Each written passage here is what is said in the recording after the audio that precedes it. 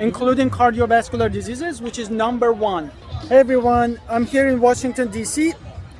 There is a park here, and there is a shed load of people here.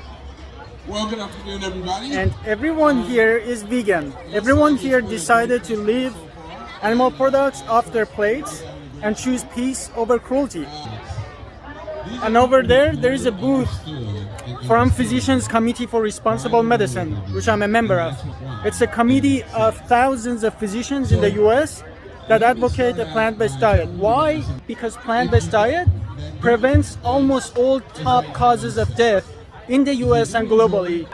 Type 2 diabetes, cancers, almost 90% of cardiovascular diseases, which is number one cause of death, can be prevented by plant-based diet. All these people went vegan. You can too.